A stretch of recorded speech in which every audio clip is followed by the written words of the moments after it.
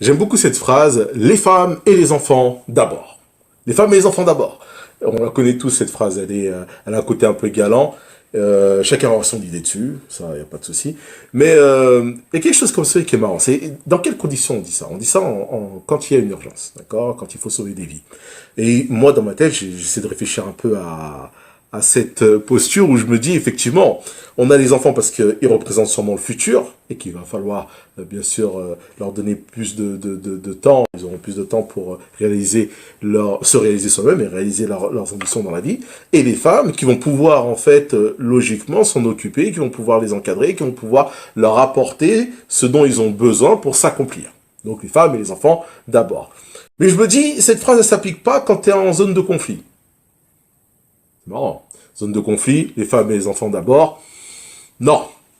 Les hommes, on les envoie. Allez hop, mon gars, il faut que tu ailles donner ta vie, il faut que tu ailles donner de ta santé, il faut que tu ailles donner de ton énergie, tout simplement pour protéger ceux que tu aimes. Mais quelque part, elle est quand même assez substantielle, cette phrase. Moi, j'aime beaucoup les femmes et les enfants d'abord. J'aimerais expliquer, en fait, par exemple, à mes enfants, ce serait bien, de leur dire pourquoi on dirait d'abord les femmes et les enfants d'abord. Et moi, je me dis, en tant qu'enfant, tu t'es pas encore réalisé, tu as beaucoup de choses à apprendre, beaucoup de choses à prouver, il y a beaucoup de choses à vivre également, tu vois, des expériences à expérimenter, bien évidemment.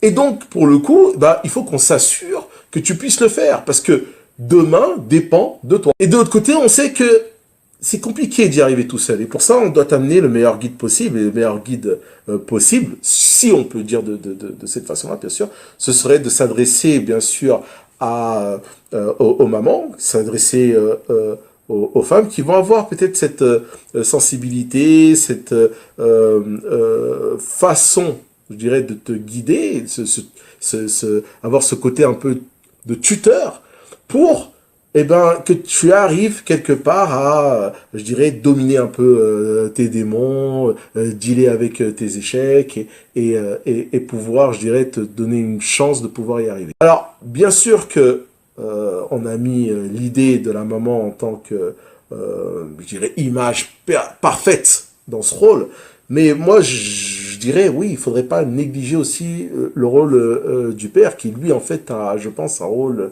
assez fondamental dans le fait de canaliser, je dirais, les émotions, notamment des plus jeunes, et de pouvoir, je dirais, les rassurer quand, malheureusement, ça devient un peu plus compliqué.